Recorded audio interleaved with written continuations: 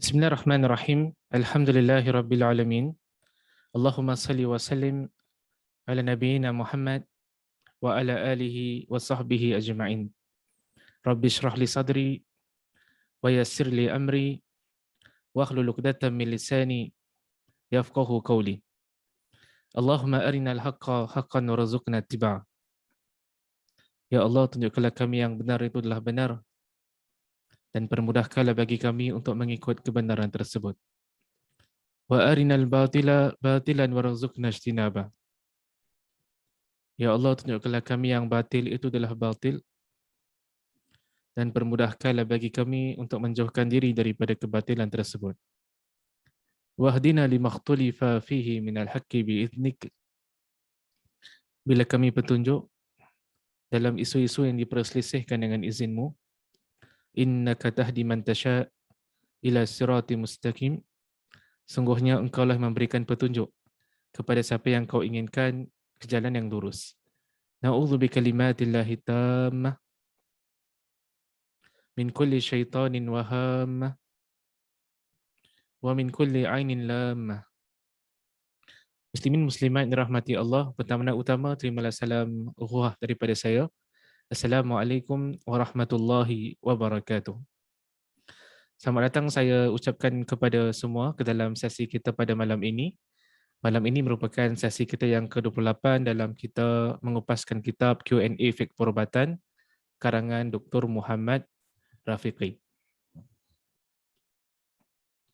Kita masih lagi berada pada bab yang ke-6 daripada kitab ini, dan bab yang ke-6 adalah berkaitan dengan salat, pesakit dan doktor.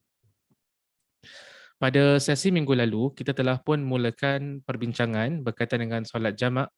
Jadi sang pengarang kitab ini dia mula membahaskan perkara-perkara yang asas berkaitan dengan solat jamak.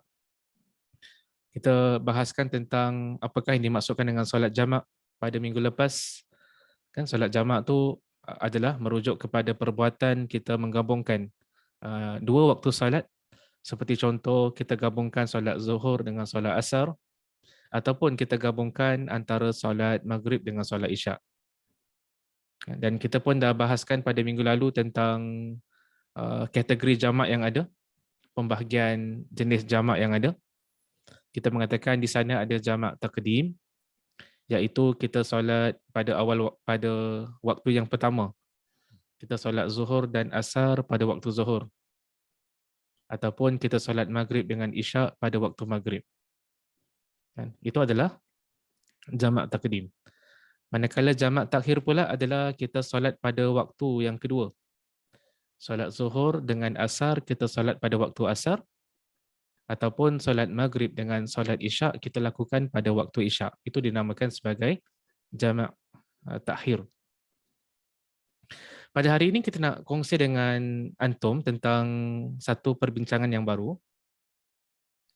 Jadi pada hari ini kita nak ketengahkan kongsi dengan antum sekalian tentang topik berkaitan contoh situasi rukhsah untuk pesakit dan doktor.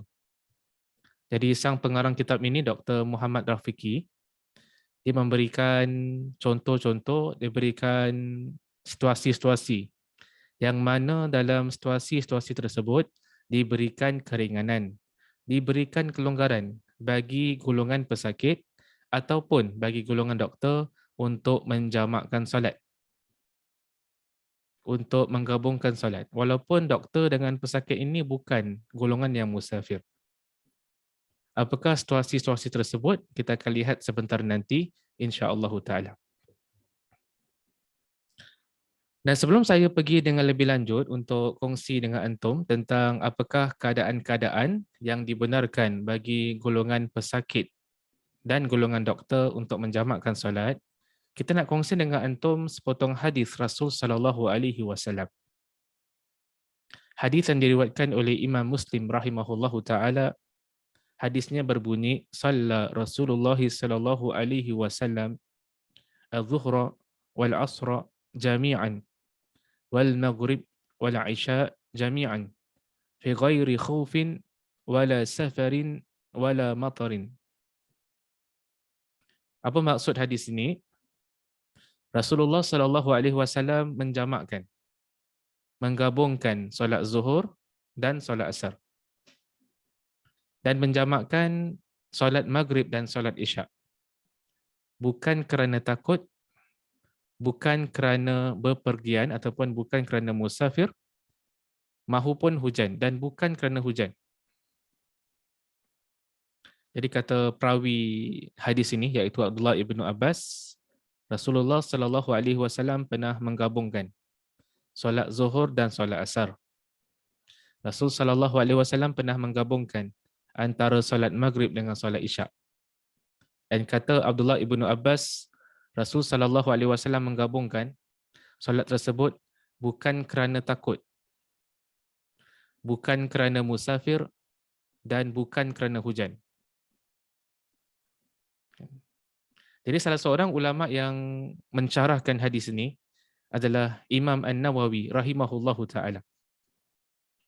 Imam Nawawi rahimahullahu taala dalam kitabnya Syarah Sahih Muslim, ketika mana dia kupaskan hadis ni, dia kata di kalangan para ulama silam ada beberapa pendapat, kan? Beberapa interpretation, beberapa pendapat berkaitan dengan hadis ni.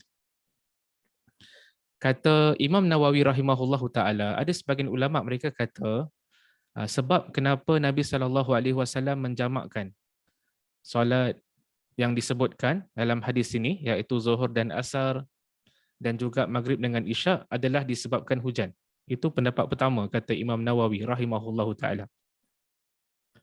Cuma kata Imam Nawawi rahimahullahu taala diberikan komen, dia kata pendapat ini adalah pendapat yang tak kuat. Kenapa tak kuat? Kerana dalam hadis ini secara jelas menyebutkan, Abdullah ibnu Abbas menyebutkan yang Rasul sallallahu alaihi wasallam menjamakkan salat bukan kerana hujan. Disebutkan dalam hadis ini wala matarin, bukan kerana hujan. Itu pendapat pertama yang tidak dipersetujui oleh Imam An-Nawawi rahimahullahu taala. Antara pandangan yang dinukil juga oleh Imam Nawawi rahimahullahu taala dalam kitabnya Syarah Sahih Muslim, dia kata ada sebahagian ulama berpandangan yang dimaksudkan dengan jamak dekat sini, yang dimaksudkan dengan gabung dekat sini adalah sebagai contoh Nabi sallallahu alaihi wasallam solat fardu zuhur pada penghujung akhir-akhir waktu zuhur. Letaklah sebagai contoh asar pukul 4.30. Contoh. Asar pukul 4.30 petang. Jadi berdasarkan pendapat yang kedua ni, Rasulullah sallallahu alaihi wasallam solat zuhur pada akhir-akhir waktu zuhur. Jadi barangkali pukul 4.20. Asar pukul 4.30 sebagai contoh. Nabi sallallahu alaihi wasallam solat zuhur sekitar 4.20. Kemudian selepas Nabi sallallahu alaihi wasallam selesai solat zuhur, waktu asar pun masuk. Dan Nabi sallallahu alaihi wasallam solat asar pada awal waktu asar. Jadi kelihatan seolah-olah seperti Nabi sallallahu alaihi wasallam menjamakkan solat. Nabi sallallahu alaihi wasallam solat zuhur pada akhir-akhir waktu zuhur, dan Nabi sallallahu alaihi wasallam solat asar pada awal waktu asar. Nabi sallallahu alaihi wasallam solat fardu maghrib pada akhir-akhir waktu maghrib, dan Nabi sallallahu alaihi wasallam solat fardu isyak pada awal waktu isyak. Itu merupakan satu pandangan di kalangan ulama. Kan? Di sana juga ada pandangan yang lain di kalangan para ulama silam kita berkaitan dengan hadis ni. Kenapa Nabi sallallahu alaihi wasallam jamakkan solat? Kalau bukan kerana takut, kalau bukan kerana musafir, kalau kerana bukan hujan. Ada sebahagian di kalangan para ulama silam berpandangan yang Nabi sallallahu alaihi wasallam menjamakkan, menggabungkan solat dalam situasi ini adalah disebabkan sakit. Marad. Sakit. Itu merupakan satu interpretation, satu pandangan di kalangan para ulama silam. Antara yang berpandangan sedemikian rupa adalah ulama-ulama yang hebat daripada kalangan ulama silam seperti Imam Ahmad bin Hanbal rahimahullahu taala, seperti Qadhi Husain rahimahullahu taala, seperti Imam Al-Khattabi rahimahullahu taala, seperti Imam Ar-Ruyani rahimahullahu taala. Kan, jadi ada pandangan di kalangan ulama Islam, mereka faham hadis ini tujuan Nabi sallallahu alaihi wasallam menjamakkan solat adalah disebabkan sakit. Di sana ada pandangan yang seterusnya di kalangan para ulama Islam. Kata sebahagian ulama Islam pula, antara sebab utama kenapa Rasul sallallahu alaihi wasallam menggabungkan solat dalam hadis ni adalah kerana ada keperluan. Mereka mengatakan berdasarkan hadis ini menunjukkan boleh seorang Muslim menjamakkan solat kalau sekiranya ada keperluan. Tetapi tidaklah boleh dijadikan sebagai satu adat kebiasaan. Kalau ada keperluan yang mendesak kan untuk menjamakkan solat walaupun bukan dalam keadaan musafir, dibenarkan untuk menjamakkan solat tetapi tidak boleh dijadikan sebagai satu adat kebiasaan.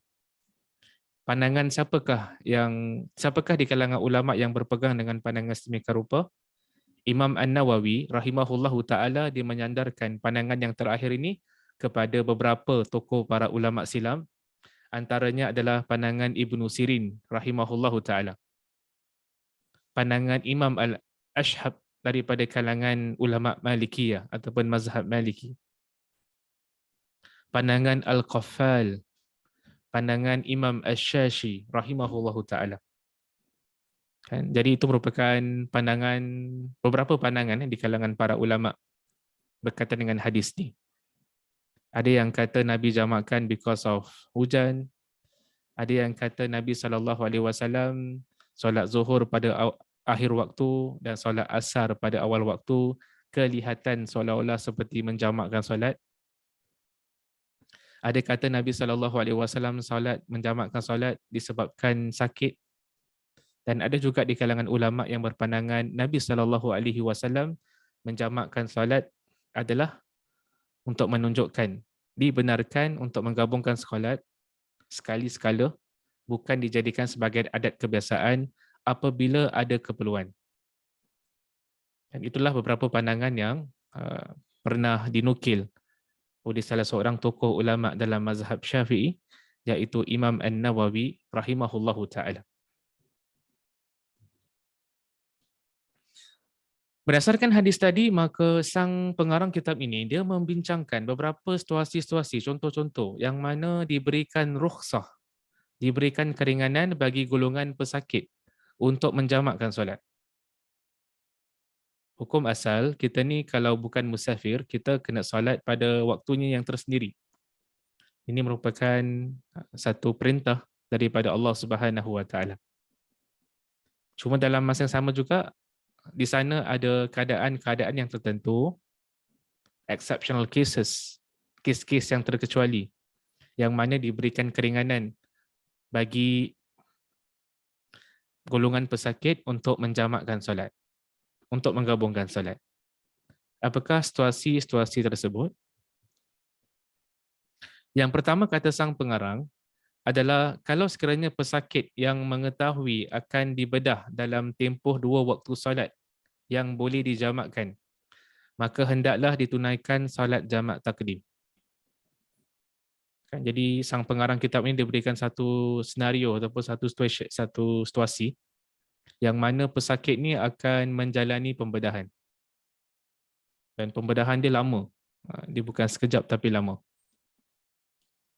Dan pembedahannya pula adalah melibatkan 2 waktu solat yang boleh dijamakkan. Kita pernah kongsi dengan antum, tak semua solat boleh digabungkan. Antara solat yang boleh digabungkan adalah antara solat zuhur dan solat asar boleh digabungkan.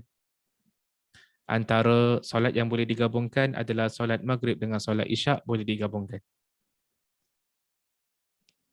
Jadi kata sang pengarang kitab ini, kalau seorang pesakit, dia menjalani pembedahan several hours, beberapa jam.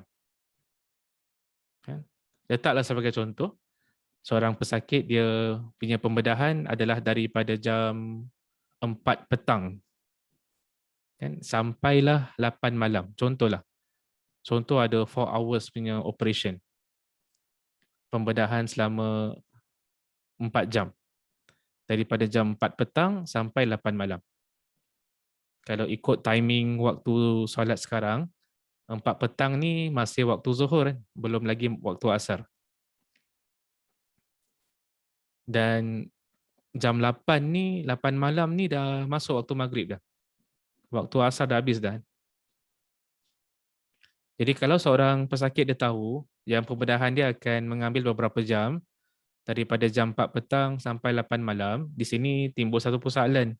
Macam mana dia nak solat asar? Kan? Pasal 4 petang, waktu asar belum masuk. 8 malam pula, waktu asar dah habis dah. Dah masuk waktu maghrib. Jadi kata sang pengarang kitab ini, antara solusi, jalan keluar bagi situasi sedemikian rupa adalah pesakit tersebut boleh menjamakkan solat. Jamak, combinekan antara apa dengan apa? Boleh gabungkan antara solat zuhur dengan solat asar. Nak solat bila? Kita solat jamak takdim. Iaitu solat pada waktu zuhur. Kerana waktu asar sedang menjalani pembedahan. Itu situasi yang pertama. Situasi yang kedua yang diberikan contoh oleh sang pengarang kitab ini yang dibenarkan bagi seorang pesakit untuk jamakkan solat dia walaupun dia bukan musafir adalah solat yang tidak boleh dilewatkan sehingga habis waktunya. Ini berlaku untuk pembedahan pada waktu zuhur dan asar. Jadi kalau ada pembedahan kan, yang melibatkan beberapa jam dan kita tahu yang solat tersebut tak boleh dilambatkan lagi because dah habis waktu. Contoh macam solat zuhur dengan asar. Ini dua kita boleh combine. Ini dua solat ni kita boleh gabungkan. Solat asar tak boleh nak gabungkan dengan solat maghrib. Jadi kalau seseorang tu tahu dia akan menjalani pembedahan daripada waktu zuhur all the way sampai waktu asar, penghujung waktu asar, kan? By the time solat pembedahannya habis, dia tak ada time untuk solat asar kerana waktu asar pun dah selesai, maka pada ketika itu boleh dijamakkan. Digabungkan solat antara solat zuhur dan solat asar dilakukan pada waktu zuhur. Situasi yang ketiga yang dibenarkan bagi pesakit untuk menjamakkan solatnya walaupun dalam keadaan bukan musafir adalah sekiranya waktu pembedahan berlanjutan hingga maghrib dan isyak. Pesakit diharuskan melakukan solat jamak takhir untuk waktu maghrib dan isyak. Jadi kalau dia punya pembedahan lama, kan, pembedahan dia bermula sebelum masuk waktu maghrib lah. Waktu asar dah mula pembedahan, sebagai contoh. Pembedahannya bermula jam 6.30 petang.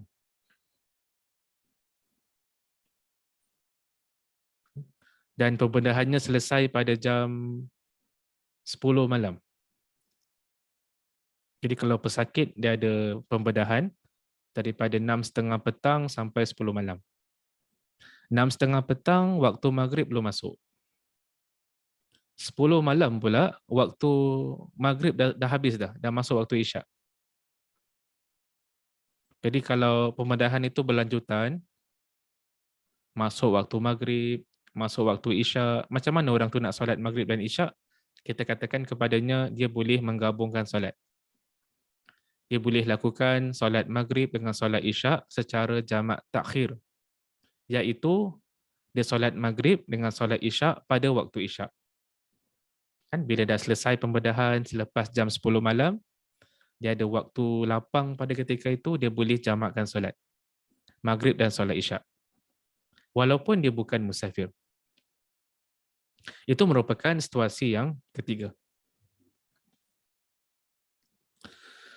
Keadaan yang keempat yang dibenarkan bagi seorang pesakit untuk menjamakkan solatnya menurut pandangan sang pengarang kitab ini adalah hukum ini juga terpakai untuk pesakit yang berasa sukar bangun membersihkan diri serta bersuci setiap kali masuk waktu solat. Jadi kalau ada patient pesakit kat hospital, dia rasa macam susah sangat nak bersihkan diri dia, nak bersuci, nak mengambil wudu setiap kali masuk waktu solat because of keadaan dia. Kan yang barangkali susah bergerak, yang tak ada orang nak tolong dia. Kan? Salah satu alternatif yang boleh dilakukan oleh pesakit sedemikian rupa adalah dia boleh gabungkan solat dia. Kan? Iaitu dia boleh gabungkan antara solat Zuhur dengan solat Asar. Tak kisahlah dia nak cepatkan, iaitu jamak takdim, solat pada waktu Zuhur, ataupun dia nak lambatkan, iaitu solat pada waktu Asar, jamak takhir. Dia pun boleh menjamakkan antara solat Maghrib dengan solat Isyak. Itu merupakan salah satu pandangan yang disuarakan oleh para ulama. Tadi kita kongsi dengan antum pandangan yang dinukil oleh Imam Nawawi. Imam Nawawi rahimahullahu taala menukil pandangan ulama silam yang mengatakan hadis tadi itu hadis sahih Muslim yang mana Ibnu Abbas mengatakan Nabi SAW pernah menjamakkan solat. Ada yang berpandangan Nabi SAW menjamakkan solat membenarkan menjamakkan solat disebabkan sakit. Walaupun orang sakit itu tidak bermusafir. Itu adalah salah satu pandangan yang dinukil oleh Imam An-Nawawi rahimahullahu taala. Berdasarkan pandangan tersebut, keluarlah pandangan ni. Bagi golongan yang pesakit, yang berada ke hospital, kalau dia susah bergerak, kalau dia tak ada orang yang boleh bantu dia, untuk tiap-tiap kali waktu solat, bersuci, ambil wuduk semua, maka kata sebahagian ulama dia dibenarkan, diberikan kelonggaran untuk menjamakkan solatnya. Tetapi tak boleh nak qasarkan. Tak boleh untuk pendekkan solat tersebut. Keadaan yang kelima, dibenarkan bagi pesakit untuk menjamakkan solat adalah apabila pesakit bimbang tidak sedarkan diri sebelum masuk waktu solat yang berikutnya. Jadi kalau seorang pesakit ni ke hospital dia rasa risau kan. Dia tak dapat nak menyedarkan diri sebelum masuk waktu solat yang berikutnya. Jadi pada ketika itu dibenarkan dia jamakkan solat, awalkan solat dia, jamak takdim. Dia pun tak tahu dia akan bangun ke tak. Sekarang dia berada pada waktu zuhur. Dia pun tak tahu yang dia sama ada dia boleh sedarkan diri pada waktu asar nanti ataupun tidak. Jadi kalau kes dia macam gini, kata sebahagian ulama, boleh dia jamakkan solat dia. Zuhur dengan asar, waktu asar tu dicepatkan. Dilakukan, didirikan pada waktu zuhur. Okay. Itu adalah situasi yang kelima yang disentuh oleh sang pengarang kitab ini. Situasi yang keenam yang kata sang pengarang boleh juga menjamakkan solat adalah pesakit yang tidak mampu membersihkan diri dan bersuci sehingga terpaksa dibantu oleh orang lain. Seperti pesakit yang menghidap angin ahmar yang teruk. Jadi kalau ada orang tu kat hospital, dia susah dia nak membersihkan diri dia. Dia susah nak bersuci dengan diri sendiri. Dia susah nak ambil uduk sendiri. Dia perlukan bantuan orang lain. Jadi dia susah bergerak. Boleh tak golongan ini menjamakkan solat kalau dia rasa susah every time masuk waktu untuk bersuci? Kata sebahagian di kalangan ulama diberikan kelonggaran bagi golongan sedemikian rupa untuk menjamakkan solat. Kita ingatkan sekali lagi, jamak ni dia tak boleh nak qasarkan kerana bukan musafir. Dan dia hanya dilakukan dalam keadaan keperluan, dalam keadaan menghadapi kesukaran, kesusahan. Al-masyaqqatu tajlibu taisir. Keadaan yang susah, yang sukar, dia membawa kepada keringanan daripada sudut hukum. Daripada situasi-situasi yang berkaitan dengan pesakit, kita beralih kepada perbahasan yang kedua, iaitu contoh situasi rukhsah, keringanan bagi doktor. Kalau tadi kita sebut tentang pesakit, bagaimana pula dengan doktor? Doktor ni ada tak keadaan-keadaan yang tertentu dibenarkan baginya untuk menjamakkan solat? Turut dibahaskan oleh sang pengarang kitab ini, dan kita pernah kongsi dengan antum, sang pengarang kitab ini, dia selain daripada lulusan dalam bidang syariah, dia juga merupakan seorang doktor perubatan. Jadi apa yang dia kata, situasi yang pertama dibenarkan bagi doktor untuk menjamakkan solat adalah sekiranya pembedahan berlaku pada waktu solat yang boleh dijamakkan seperti Zuhur bersama Asar dan Maghrib bersama Isyak, maka harus untuk seorang doktor menunaikan solat jamak. Jadi kalau doktor yang menjalankan pembedahan, dia yang operate orang, and operation tersebut melibatkan beberapa jam, several hours, daripada waktu Zuhur all the way sampai waktu Asar. Boleh ke Ustaz golongan doktor ni, because dia punya pembedahan lama sangat, dia jamakkan solat? Kata para ulama kita boleh. Dan itu merupakan salah satu pandangan juga yang dinukil oleh Imam Nawawi dalam Syarah Sahih Muslim. Ada sebagian ulama mengatakan boleh untuk menggabungkan solat kalau sekiranya ada keperluan, walaupun orang itu bukan musafir. Dan ini berlaku, this applies bagi solat Zuhur Asar dan juga solat Maghrib dengan Isyak. Sama jugalah kalau doktor tu dia ada operation daripada waktu Asar sampailah jam 10 malam, dia susah nak solat Maghrib, maka pada ketika itu dia boleh jamakkan solat Maghrib dengan solat Isyak, dilakukan pada waktu Isyak. Jamak takhir. Situasi yang kedua yang dibenarkan bagi doktor untuk menjamakkan solat, sekiranya doktor mengetahui daripada awal bahawa jangka masa pembedahan melibatkan 2 waktu solat, maka hendaklah ditunaikan solat jamak takdim. Jadi kalau doktor tu dah tahu dah yang operation ni memang lama, kan? Dia contoh berada pada waktu Zuhur, dia tahu yang operation pembedahan tu lama sangat, jadi dia boleh jamakkan solat. Solat Zuhur dengan Asar dilakukan pada waktu Zuhur, kerana takut-takut yang waktu Asar tu tak sempat dia nak solat Asar kerana pembedahan tu lama. Solat Maghrib dengan solat Isyak dia boleh kedepankan untuk waktu Maghrib. Sekarang contoh dia berada pada waktu Maghrib, sebentar nanti dia nak lakukan pembedahan, boleh dikedepankan.